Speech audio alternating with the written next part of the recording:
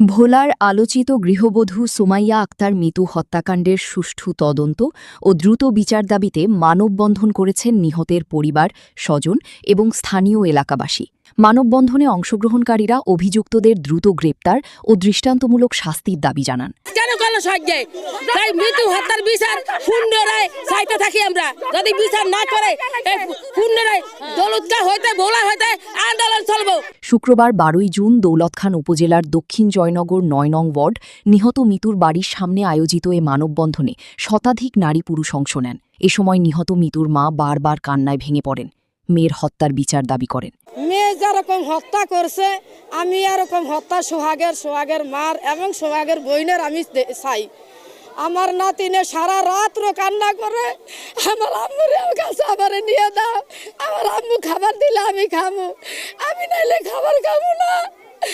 আমার নাতিনে যে খবর মাটি চলাইয়া লাই, আমার আম্মুরে উঠাইয়া দাও, আমার আম্মুরে আমি খাবার খাবো। আজকে 10 দিন হয়ে যায় আমার নাতিনের একটা ভাত খাওয়াইতাম পারি না, একটা ভাত খাওয়াইতাম পারি না। আমার আম্মুরে আমি আম্মুরাতে খাবার খাবো। মানববন্ধনে অংশগ্রহণকারীরা অভিযোগ করেন, ঘটনার কয়েকদিন পেরিয়ে গেলেও মূল অভিযুক্তরা এখনও গ্রেপ্তার হয়নি। এতে পরিবার ও এলাকাবাসীর মধ্যে ক্ষোভ বিরাজ করছে।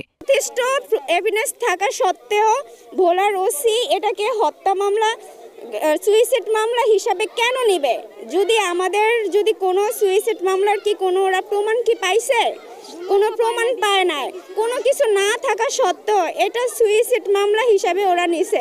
সরকারের কাছে আমার শুধু এতটুকু অনুরোধ যে আমার বোনের ওরা যদি বিচার না করতে পারে, তাহলে সাধারণ জনগণের হাতে, আমাদের হাতে এটা তুলে দেওয়া হোক। আমাদের বিচার আমরা নিজেরা খুঁজে করে নেব। এদিকে মানববন্ধন চলাকালে নিহত মিতুর অবুঝ সন্তানকে মায়ের কবরের পাশে দাঁড়িয়ে থাকতে দেখা যায়।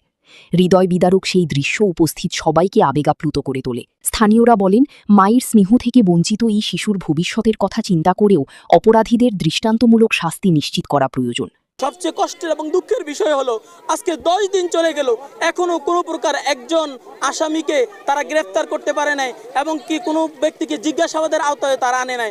এটার জন্য আমরা এই জনগণের ক্ষোভ আস্তে আস্তে বাড়ছে। অতি সত্বর এই ক্ষোভ বাড়তে বাড়তে হয়তো ওসির প্রত্যাহারের দাবিতে তারা মাঠে ময়দানে নামবে ইনশাআল্লাহ। সম্প্রতি ভোলা পৌর এলাকার একটি বাসা থেকে গৃহবধূ সুমাইয়া আক্তার মিতুর মরদেহ উদ্ধার করা হয়। এ ঘটনায় নিহতের পরিবার স্বামীর বিরুদ্ধে হত্যার অভিযোগ এনে মামলা দায়ের করেছে। ঘটনার পর থেকে অভিযুক্ত পলাতক রয়েছে বলে জানা গেছে।